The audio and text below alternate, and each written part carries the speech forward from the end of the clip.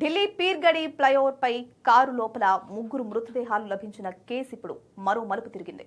76 ఏళ్ల రణ్ధీర్, 47 ఏళ్ల నరేష్ సింగ్, 40 ఏళ్ల లక్ష్మీదేవి మరణానికి కొన్ని గంటల ముందు ఒక తాంత్రికుడిని కలిసినట్లు పోలీసులు గుర్తించారు.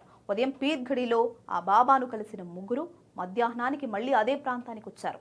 సాయంత్రానికి వారి ప్రాణాలు కారులోనే ఆగిపోయాయి. ఇంతకీ ఇది ప్రమాదమా లేదా తాంత్రిక ఆచారాల పేరుతో జరిగిన ఘోరమా?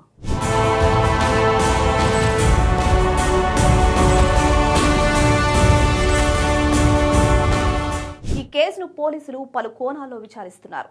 మొదటిది విషప్రయోగం. కారులో మృతదేహాల దగ్గర మద్యం సీసాలు, వాడిన డిస్పోజబుల్ గ్లాసులు లభించాయి. నరేష్ సింగ్, లక్ష్మీదేవి వాంతులు చేసుకున్నట్లు పోలీసులు గుర్తించారు. బలవంతపు దాడి గుర్తులు లేవు. శరీరంపై గాయాలు కనిపించలేదు. అందుకే ఇది హింస కేసు కాదు అన్నది ప్రాథమిక అంచనా. ఇక రణ్ధీర్, నరేష్ సింగ్లు ప్రాపర్టీ వ్యాపారంలో ఉన్నారని, లక్ష్మీదేవి వృద్ధుల సంరక్షణ రంగంలో పనిచేస్తున్నారని పోలీసులు చెప్తున్నారు. ముగ్గురు చాలా ఏళ్లుగా ఒకరికొకరు పరిచయం ఉన్నవాళ్లే. వారి మధ్య తరచూ ఫోన్ సంభాషణలు జరిగినట్లు కాల్ రికార్డులు కూడా సూచిస్తున్నాయి. వ్యక్తిగత గొడవలు లేదా ఆర్థిక విభేదాలపై ఇప్పటి వరకు ఎలాంటి ఆధారాలు లభించలేదని దర్యాప్తు అధికారులు అంటున్నారు. అయితే ఈ కేసులో తాంత్రికుడి పాత్ర కీలకంగా మారింది. మృతులు ఉదయం 10 గంటల 30 నిమిషాల సమయంలో పీర్గడిలో ఆ బాబాను, అతని సహాయకుడిని కలిసినట్లు CCTV footage, mobile location data ద్వారా నిర్ధారించారు.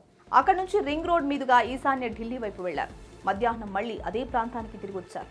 ఆ తర్వాత కొన్ని గంటల్లోనే వారి మరణం సంభవించింది. అందుకే తాంత్రికుడిని, అతడి సహాయకుడిని పోలీసులు విచారిస్తున్నారు. పోస్ట్ మార్టం పరీక్షల్లో రణ్ధీర్, నరేష్ సింగ్ల శరీరాల నుంచి నమూనాలు సేకరించారు. లక్ష్మీదేవి పోస్ట్ మార్టం నివేదిక కోసం ఎదురు చూస్తున్నారు. ముగ్గురు విసెరాను రసాయన పరీక్షలకు పంపించారు. శరీరాల్లో విష పదార్థాలు ఉన్నాయా, మద్యం కాకుండా మరేదైనా కలిసిందా అన్నది ఈ రిపోర్ట్లతో తేలనుంది. పోలీసులు వారి ప్రయాణ మార్గమంతా సీసీటీవీ ఫుటేజ్ను పరిశీలిస్తూ ఉన్నారు. ఉదయం నుంచి సాయంత్రం వరకు వారు కలిసిన వ్యక్తులు, ఆగిన ప్రదేశాలు, కారులోకి ఎవరైనా ఎక్కారా అన్న అంశాలన్నీ రికార్డులోకి తీసుకుంటున్నారు. అలాగే వారి కుటుంబ సభ్యులు, సన్నిహితుల వాంగ్మూలాలను కూడా నమోదు చేస్తూ ఉన్నారు.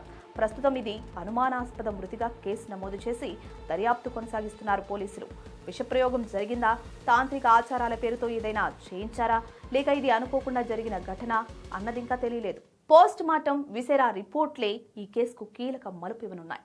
మొత్తంగా చూస్తే ఢిల్లీని కలిచివేసిన ఈ ముగ్గురు మృతుల వెనుక నిజం బయటపడేందుకు పోలీసులు అన్ని కోణాల్లో దర్యాప్తు కొనసాగిస్తున్నారు.